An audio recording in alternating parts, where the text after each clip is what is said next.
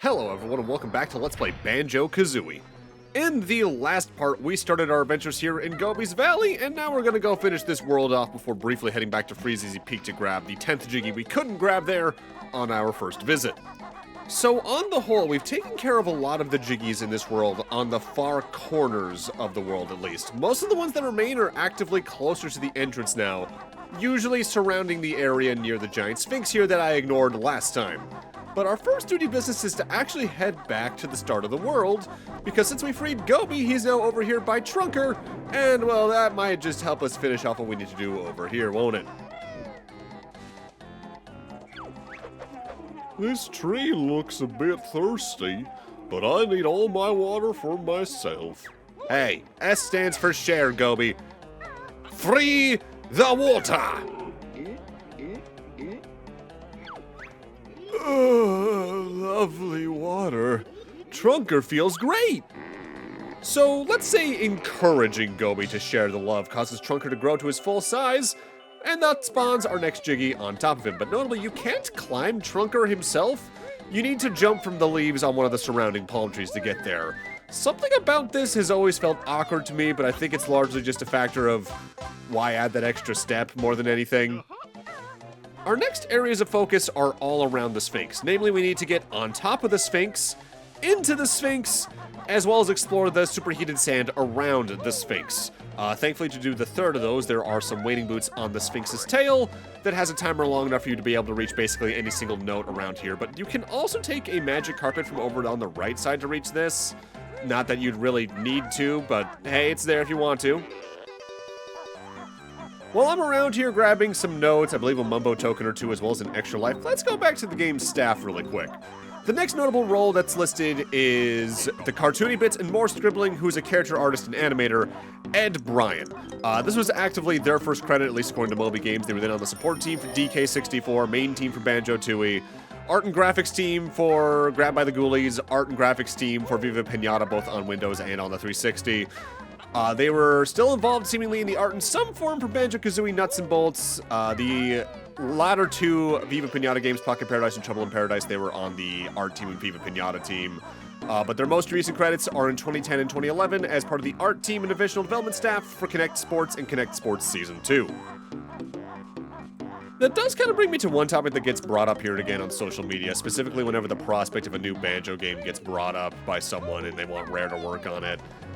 And that's largely that it feels like it's a bit too late for that at this point. Not that I don't think a new Banjo game can't work, but specifically Rare working on it would kind of just feel weird at this point because most of the people who worked on this at Rare have either left the industry, are over at Playtonic or other companies now, or if they're still at Rare, they're trapped in the live service mines with things like Sea of Thieves.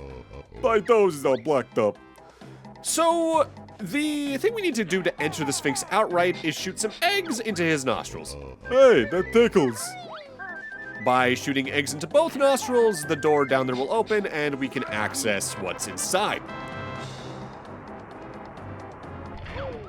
Ah, that cleared Jinxie's nose. Come on in. Worth noting, there's also a flight pad on the back of Jinxie the Sphinx here, but we're gonna go get that later on as it's the most convenient flight pad to do a lot of things that we need to use flight for here in Gobi's Valley. You could theoretically use the ones over in like the little bramble patch where the moat now is if you go there beforehand, but I usually do it in this order just because why not?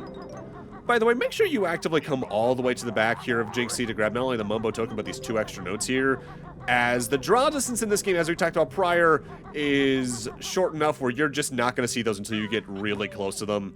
I think it's one of the things that is the worst to come back to about Banjo-Kazooie, and to a lesser extent in my memory at least, Banjo-Tooie on N64 specifically. The draw distance is rough enough where you can just easily miss a lot of things that are only kind of close to you. From my memory, the 360 and Rare Replay releases do ultimately increase the draw distance, and that's probably one of the best advantages those have, in my memory. The interior of Jinxie here is largely a pretty straightforward platforming challenge. Jump on a magic carpet, feed the nearby Sphinx head some eggs, it'll rise up, jump to the next one, go from there. Worth noting, the jump from the second to third carpet is definitely very stressful feeling, because it really looks further than it is. But as long as you actively time your second jump rather than just using it immediately, the extra distance the flutter will give you will get you there no problem. Falling here can definitely be damaging, especially up at the very top where the Jiggy is. And I think I've had at least 1 or 2 playthroughs where I actively did lose a life from that fall damage, but again, just timing your second jump right before you hit the floor will save you from that. Or you could do this. So that's a bit of a trick involving the ground pound, where whenever you do the ground pound, Banjo does leap back up immediately afterwards and is kind of in like a T-pose animation. For some reason, when Banjo is in that animation, he takes no fall damage whatsoever, no matter the height you fall, as long as it's not into a bottomless pit outright. I'm presuming that has something to do with the fact since you just used a ground pound anyway, they think they're going to be near the ground, so they probably just didn't think about giving that specific animation any potential fall damage implementation kind of deal. At this point, though, we've finally taken flight via the flight pad on the back of Jynxie, so now we want to fly through this ring right here. Summon all the hidden rings of the ancients to beat the witch. Our next challenge is similar to the thing with the Christmas tree back in Freezeezy Peak. We're gonna fly through a ring on top of one of these guys. It'll spawn another one in, do that until a Jiggy spawns in. I think there's like 3 to 5 of them off the top of my memory. This is another Jiggy I tend to kind of forget exists compared to everything else in the world, only because it's another case where it's, even compared to like the Jinjo, something that kind of already exists in a lot of other worlds once you get flight to begin with. I could theoretically use the beak bomb here to speed my way through this a little bit better, but again, because of how fast and how far you go with a single beak bomb, I'm likely to hit the wall, and in a lot of cases that means I'm either backtracking back to the Sphinx to fly once again, or I might take a death even sillily from landing in the superheated sand or taking fall damage on top of that. Not really worth it too much to me unless I know I'm not going to hit anything like right there. Off the top of my head, I think this is the last of these we need to fly through. Only joking, mortal. We can only give you this. Alright, yeah, that was the last one. And that spawns a Jiggy once again on the back of Sphinxy. So we just need to get back there and get it. Jynxie, not Sphinxy. That's probably why they're named Jynxie. Jynxie the Sphinxy. No, I like it. I vibe with it. And let's see that. Now let's get a little bit ballsy. Whee! Oh, dear God, I fell. Yeah, that's why I really don't like the beak bomb. You're just so uncontrollable as you use it. Unless you're trying to use it just to cover large distances, it really doesn't feel worth it. With that said, it is pretty good for hitting stable targets like that one right there, so we can access our last area of the world that we haven't really been to yet. One more thing to do after we get the Jiggy that's going to be in here, but worth noting all the same. This is a time where they definitely give you a little bit more time than they probably needed to. In fact, if anything, I would have preferred them to take like 5 seconds from this and give it to the one on the large pyramid in the distance that we did last time, but no well. And here, make sure you check each of these little crooks, by the way, because there's, I believe, 2 notes in each of them for another additional, like, what? 6, 8, somewhere like that? I believe, off the top of my head, we want to end here with, like, 95, 96. Ah, yeah, 95, because the last 5 are all in one place, that's right. Hello, my friend, I am Ruby. Can I be of some help, no? We're looking for a treasure, pipe boy. Very good, I see some up there. It's yours if you can get it, yes? So for this, we need to crouch on down and shit some eggs into the rotating can around the basket. Do that 3 or 4 times and we'll be able to access the Jiggy here, though notably it does get faster with every single one you put in there. As it gets faster, you do really need to start leading your shots, but it's mostly a timing thing, and as long as you have even like half your egg stocked up and you only fire 1 at a time, you'll probably get the timing for this down pretty quickly. Again, accuracy is, I think, one of Banjo-Kazooie's lesser strong suits when it comes to anything in a stage. Ah, 1,000 thanks. My friend Histup will now help you with your quest. And with this, we can climb Histup here, a backflip to get the 10th Jiggy, and with that, we're mostly done here. All we need to do is find the last 5 notes and both honeycomb pieces, one of which is directly next to the last 5 notes anyway. I actively could have grabbed one of the honeycombs, I believe either earlier this part while I was flying already, or even last time when I initially spawned it in, but I figured I might as well grab it now because it'll be a little bit easier just to grab it along the way to the other 2 things we need to grab, which are actually right over there. You might notice there was a little door over there next to the sand. That is where one of the 2 honeycomb pieces is, as well as the 5 notes. Worth noting, though, in the little crook in the wall where those last 5 notes in the second honeycomb piece are going to be, that's actually where another Stop-N-Swop mechanic is. Namely, there's a door there that won't open despite anything you might try to do unless you specifically input the cheat code, cheat a desert door opens wide, ancient secrets wait inside. In there is the blue mystery egg. To an extent, the way Stop-N-Swop is implemented, specifically visually, where you can see like 90% of the things that are affected by Stop-N-Swop codes and the like, does kind of remind me of something from Castlevania Symphony of the Night, but I'll talk more about that in a moment because, hey, it's Gobi again, as well as the last 5 notes. How you doing, Gobi? Enjoying your time over here? I'm sorry I did that to you earlier. You looking kind of chill? How about I do that again? Oh, that's it. I'm leaving this desert to find some peace and quiet. All right, well, see you again at some point, Gobi. But yeah, going back to what I was going to say. The way that Stop-N-Swop doors are placed and implemented, even if you can't interact with them, reminds me a lot of something from Castlevania Symphony of the Night. Namely, in that game, in the first room where you gain control of Alucard, if you look carefully, there's a little hatch on the floor that actively does open, but only in the Sega Saturn release because it leads to a new area they added for that version that they clearly had planned for the PlayStation version. But there is notably, I believe similarly to some of the Stop-N-Swop areas, a way to clip into that area and gain technically more than what's meant to be 100% for the PlayStation version of Symphony of the Night. I think it's called the Heart Refresh trick in specific. I want to say I've maybe done it once. So now that we've finished off Gobi's Valley, we're going to take a moment here to A, shock jump pad up here to grab the Witch Switch Jiggy for Gobi's Valley, but now we're going to head back over to Freezeezy Peak, both to grab the Witch Switch Jiggy that spawned in from the Witch Switch in Freezeezy Peak, but also to go do the 10th Jiggy there now that we have the Speed Shoes. First off, though, make sure you stand on this web here and shoot out some eggs to destroy it. I think it takes like 3 because we need that little crater there in order to actually access the Witch Switch Jiggy in here.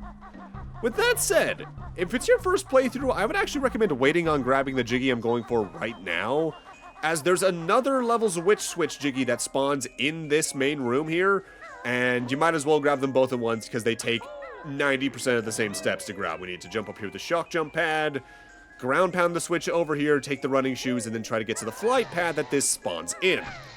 The timer for this is the real nightmare here because 12 seconds is really tight. Thankfully, the animation of it spawning doesn't take too much time, but most of the time whenever I play this game, I get there with barely enough time to even get off the ground. Like so. That is ridiculously tight. With that, though, we just need to bang a Yui, go through this little passageway up here. Just make sure you don't touch the floor on it, as then you have to do that entire little race over again.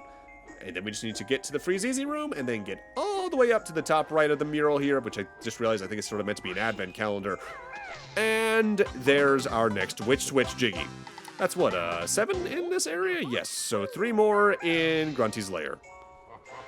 By the way, you're going to start seeing me do the little ground pound invulnerability from falling damage trick a lot moving forward, as especially as we get further into the game, large heights get more and more common.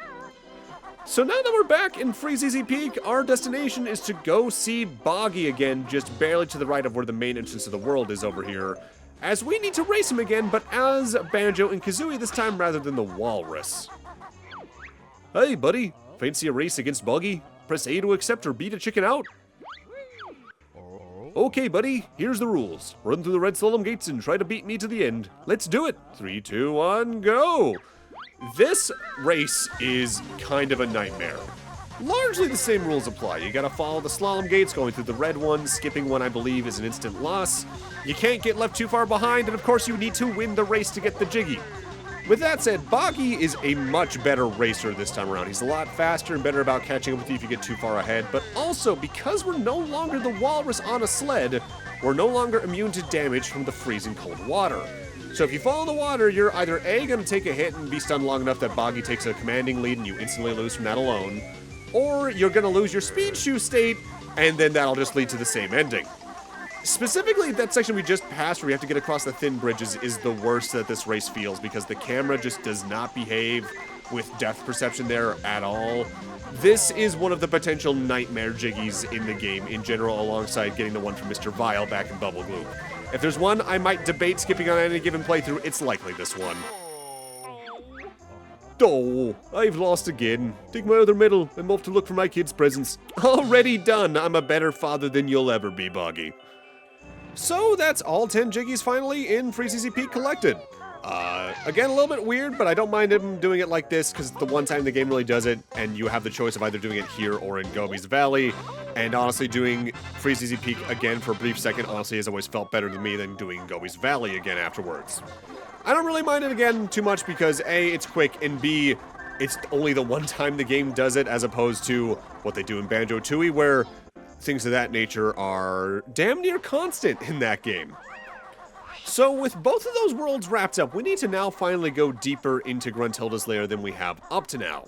But thankfully, we're already in the room where we need to do so. Next to the pathway that leads to Freezeezy Peak, there's a ramp up here that leads to our next note door, as well as a continuing ramp that leads over to the next cauldron. This note door requires 450 notes, but as I've gotten 100 notes in every world up to now, I already have 600, so I have more than enough. But if you're just trying to get the bare minimum for some reason or another, that means you need 75 notes in every one of the 6 worlds you've encountered up to now, which honestly is very easily done. Before we go through the door, though, I do want to make sure I come over here to activate this first half of a cauldron shortcut, but also if we go into first person, we can just barely see Brentilda is once again present just on top of this specific Grunty door's hat. So let's go say hi and learn some more potentially gross facts about her sister. The disgusting Gruntilda has rat bagels for breakfast. Oh, the poor rats. Unless they're made to be eaten by rats. Then she usually has slug stew for dinner. Yuck. I mean, that just sounds kind of French. What bags then finishes with eyeball ice cream for dessert? How horrid. You know, not for nothing, not with real eyeballs, of course, from any species. But ice cream around Halloween that maybe has like some eyeball-shaped candies in them, like white chocolate pieces with the design printed onto them, or with maybe some like dark chocolate interiors to be the pupil. That actively doesn't sound too bad to me. Kind of sounds like what would be a holiday exclusive Ben & Jerry's flavor specifically. So at this point we're reaching more waterlogged sections of Gruntilda's lair, which thankfully we're not going to need to deal with too much for right now at least. Our goal is to go through that room, get into here, and then hang a left towards the other hole in the distance, as this is the path that leads us to the puzzle for the next world, which I'm personally very excited for because the world we're coming up on, World 7, is my favorite level in the game. I think it has the most interesting visuals, it has easily my favorite world theme in the game, but also I think in terms of just what you get done in the world, barring the Jinjos, it just has some of the more varied and interesting things you do in general. With that said, there's at least one thing that's definitely still a pain in the ass in there, but we'll save that topic for when we get there. To reach the painting in this room, we need to surface from the water and then do some very quick in and out jumps from the hollows on the wall over here on the right side. We technically did platforming like this back in Clanker's Cavern, but I just didn't note on it. A thing they'll do very often in this game is have you jump out from a platform and then use the double jump with its distance to get back into a second hole along the same wall. It definitely takes some timing and getting used to, but it's overall pretty easy to do still. It's just a little scary when you're over like a good 70-foot drop that could potentially kill you from fall damage. With that though, we've now opened up Mad Monster Mansion. I love this place. With that said, while the puzzle for Mad Monster Mansion is over here, the world itself is actually back over near the lava-filled area where the Gobi's Valley puzzle was. So we need to backtrack a couple rooms and go back that direction to actually get there.